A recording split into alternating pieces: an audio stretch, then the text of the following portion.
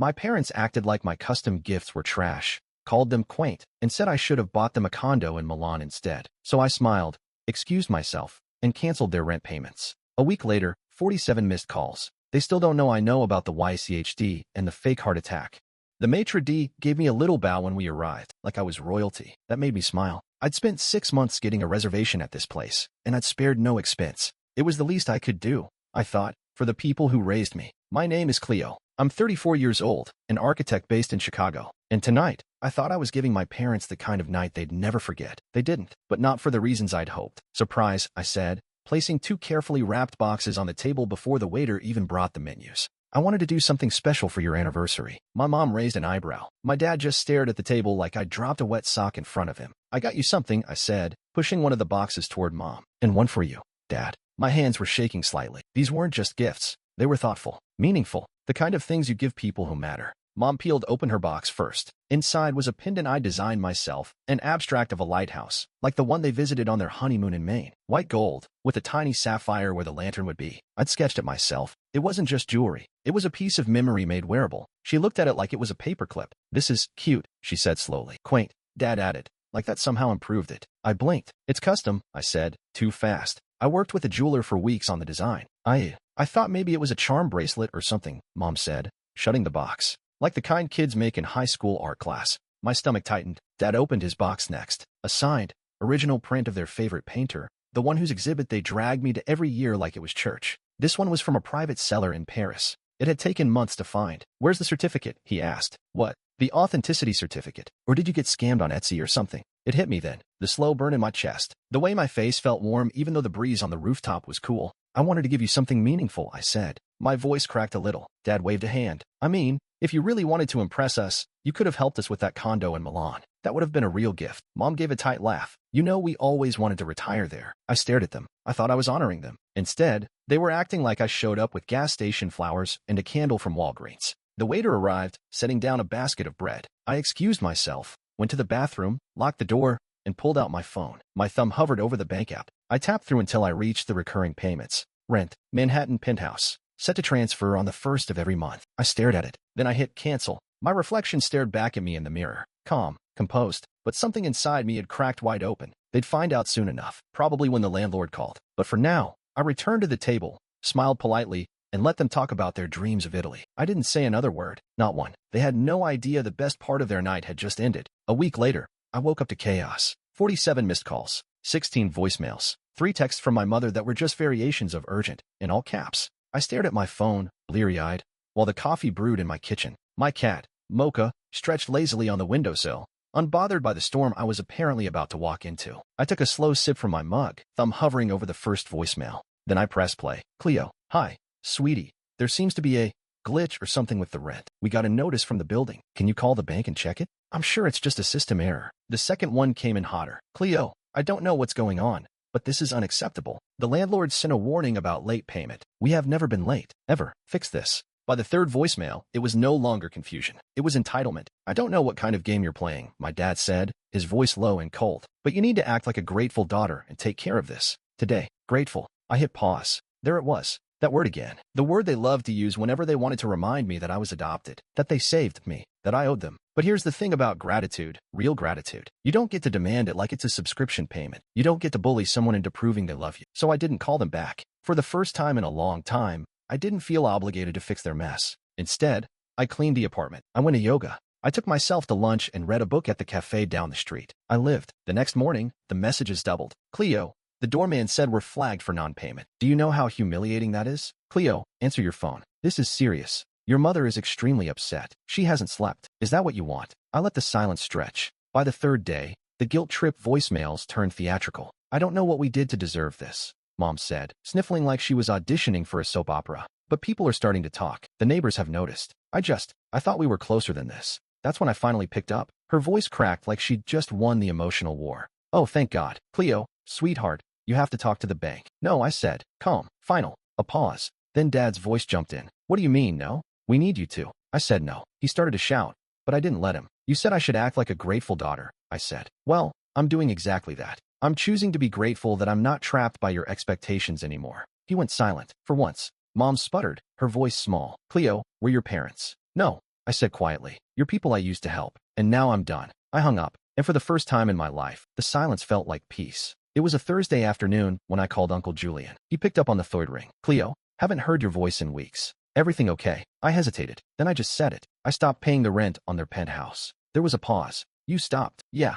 Another pause. But I thought they owned that place outright. That stopped me cold. What? Your dad told me years ago, Julian continued, that they bought it after the market dipped, paid in full, said it was one of their proudest moments. I laughed, but it came out sharp and bitter. They haven't paid a dime on that place in 3 years. I've been covering it. Julian was quiet for a beat. Then, slowly, he said, Cleo, I don't think you know the whole story. I spent the next hour digging. It started with a login to an old email I used to manage their rental insurance. That led me to a digital trail, statements, auto notifications, property tax records. And then I found it. A second mortgage taken out 2 years ago. Then another, both using the penthouse as collateral. They pulled equity not to remodel or reinvest, but to take cruises, fund designer shopping sprees, and, according to one transaction, pay for an elite matchmaking retreat in Provence. My mom called it therapy in passing once. I thought she meant actual therapy. Turns out it was couples wine tasting and yoga on a vineyard. I kept digging, found loan deferments, missed payments, a history of dancing around default, all while I was unknowingly bailing them out with my money every month. I stared at the screen, my chest tight. I had been their buffer,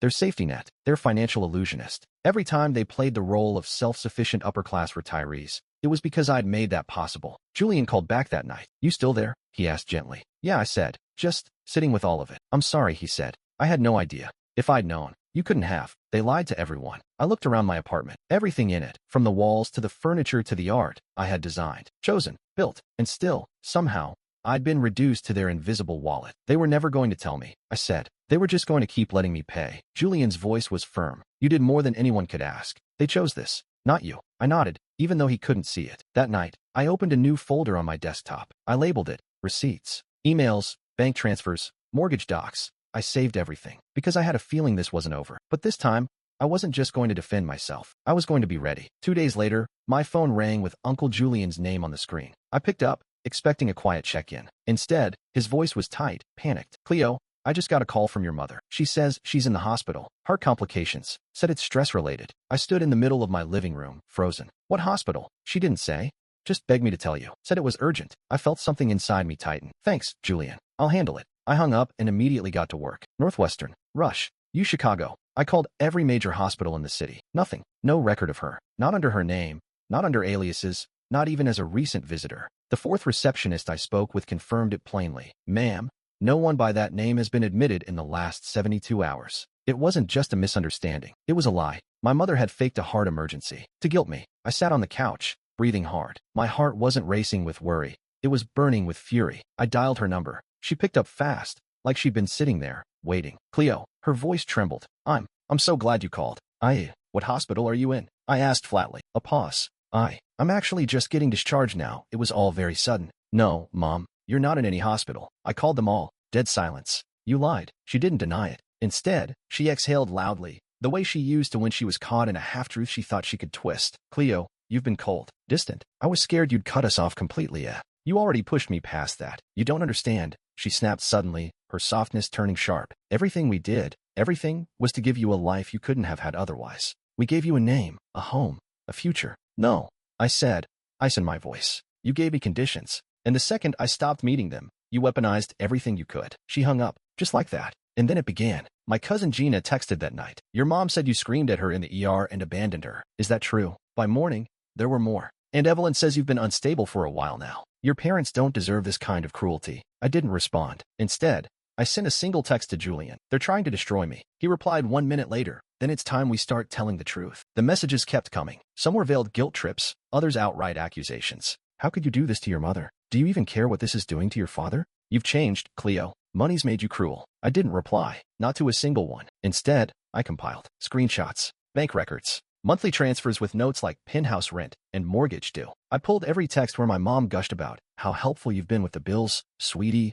or how dad would say, we couldn't keep this place without you. I found the mortgage agreement, the one they lied about, the same one that showed not only did they not own the penthouse, but they had refinanced it twice to fund their lifestyle. Then I called Julian. I need you to help me get this to the right people, I said. People who actually believe them. He didn't hesitate. Send it all. I'll take care of the rest. I sent everything. He forwarded it to our cousin Bianca, to Aunt Lila, even to a few extended family members I hadn't spoken to in years. The shift didn't happen overnight, but it happened. Bianca texted first. "You've been paying their rent this whole time?" Then Lila called. "Sweetheart, I'm so sorry. I had no idea." The best message came 2 days later from Julian. Shared the receipts with the group chat. Let's just say the tide is turning. Apparently, my mother had told everyone I abandoned them out of spite. But now, they had the truth in writing. And once that illusion cracked, the rest followed. Julian stepped up in every family thread. He defended me, firmly and publicly. "Cleo's been covering their rent for 3 years, he wrote in one message. She didn't abandon anyone. She stopped being used. One by one, the silence broke. Apologies trickled in. A few cousins unfollowed my mom on social media.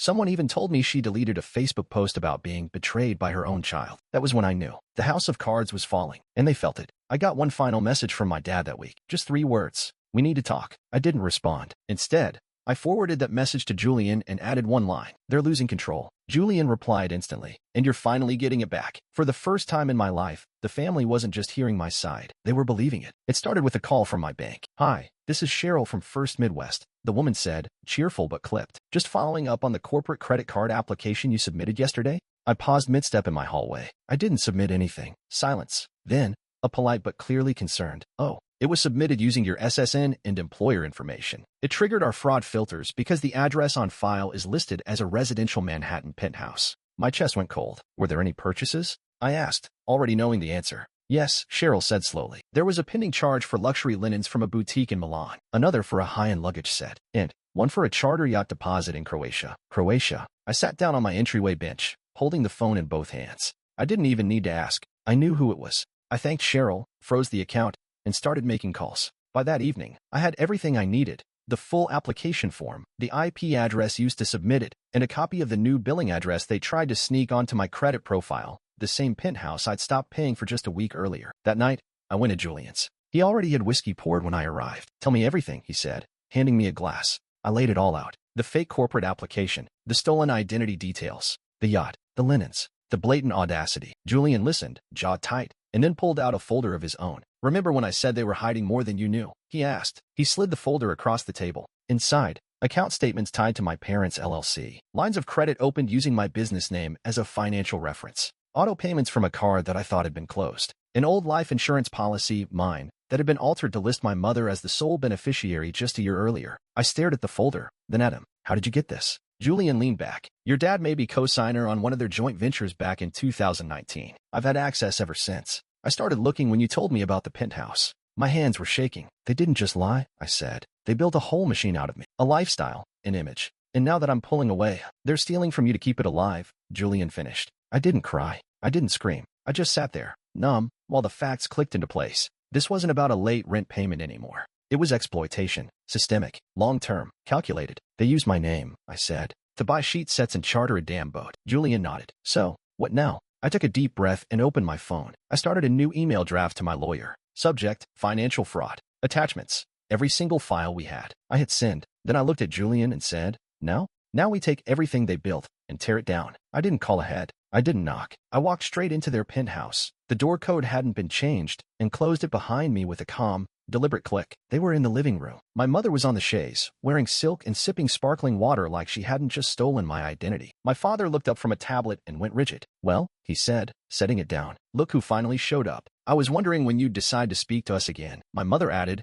her voice breezy, "I'm assuming this is about the condo situation?" "No," I said, stepping forward. "This is about the corporate credit card application made in my name." Silence. "And the purchases: linens from Milan, designer luggage, a yacht deposit." My mother blinked. "I don't know what you're—" "Don't," I said sharply. She sat back, face tightening. I turned to my father. "The IP address was traced to this building. The address on the form was this unit. You didn't even try to hide it." He exhaled slowly. "Cleo, you're blowing this way out of proportion." "No," I said. "You used my name, my social, my credit. That's fraud." My mother stood up. "Don't be dramatic. We were going to pay it back. You stole." I cut in. "This wasn't an accident. It wasn't desperation. It was entitlement." My father crossed his arms. "You've always been emotional." That word. It rolled off his tongue like a slur, like something dirty he had to sweat out of the air. I smiled. It was small, cold. "You're right," I said. "And I'm emotional enough now to tell you I filed a fraud report with the bank, and I've retained counsel." My mother scoffed. "You wouldn't. You drag your own parents through court?" "You already dragged me through it," I said, voice low. "I just finally woke up. You owe us." My father snapped. "We raised you." I stepped closer, inches from him now. "No, You funded your lifestyle with my name. You lived off me like parasites. And I'm done. He paled. That was when it sank in, the part they hadn't believed. That I wasn't here to argue. I was here to end it. You're bluffing, my mother said, her voice shaking. I pulled the letter from my bag. Here's a copy of the complaint. Formal charges pending. She didn't touch it, just stared at the paper like it might burn her fingers. I turned to leave. If you walk out, my dad said, you'll regret it. I looked back once. No, you will. The formal complaint went through 3 days later. My attorney filed everything with the fraud division, and the bank confirmed they were launching an internal investigation. From there, the dominoes started to fall fast. Within a week, the penthouse was flagged for repossession. The mortgage company had already been circling for months, and without my payments, the debt had caught up. My parents' credit scores tanked. Luxury cards closed. Travel points wiped. They weren't just broke. They were exposed. And then, finally, the text came. From my mother, of course. My father didn't text. He preferred his manipulations face-to-face. Mom, you've ruined us. I stared at the screen for a long moment, then typed, me. No, you did that yourselves. And I blocked her. Blocked them both. No more urgent messages. No more voicemails with heavy sighs and fake tears. No more cousins being weaponized as flying monkeys to reel me back in. Gone. I expected to feel something afterward, guilt, maybe, or sadness. I didn't, just quiet. I took myself out to dinner that night, ordered a steak and a glass of red, and sat by the window overlooking the Chicago skyline. No one was waiting on a bank transfer from me. No one was holding my love hostage behind a wall of expectations and guilt. I was finally, alone and free. The next day, my lawyer sent an update. The case was being escalated. There were enough records, transfers, and forged documentation to press full charges. I gave the green light. They wouldn't just lose their condo. They'd face court. Publicly. People would know. And as much as I hated drama, part of me needed that. Because for too long, they had spun the story. The poor aging parents with an ungrateful daughter who had changed. Now, finally, the truth would have a voice. My own. That night, I opened the last text I'd ever get from my mother, reread it one more time,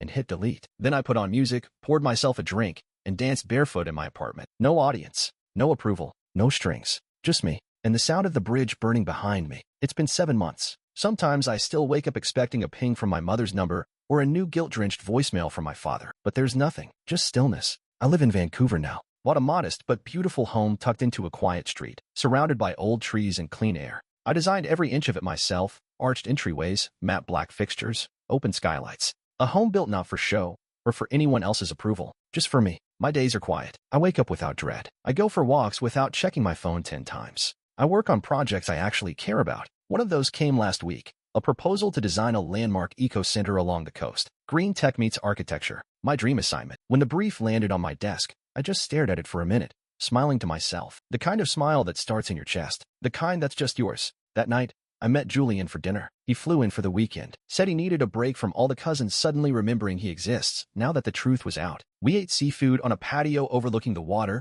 warm blankets over our laps, candles flickering between us. He raised a glass. To peace. Finally, I clinked mine against his. To clarity. He gave me a look. Any part of you still think about going back? I didn't have to think. I just shook my head. No. And I've never slept better. He grinned. You know, they're still trying to spin it. Last I heard. Your mom told Aunt Clara you were always a little unstable. I laughed. A real laugh. Let them, I said. People can only rewrite the story if I'm still in it. And I'm not. Julian leaned back in his chair, satisfied. They don't know who they raised. No, I said, but I do now. Later that night, I stood on my balcony and looked out at the city lights, faint and quiet from this far up the hill. The kind of view you can breathe in. The scars are still there, of course. Some days I feel them more than others. But they don't own me anymore. The story I'm writing now isn't about survival. It's about freedom, space, choice, and peace that doesn't come with conditions. I'm Cleo. I'm 34. I'm a damn good architect. And for the first time in my life, I belong to no one but myself.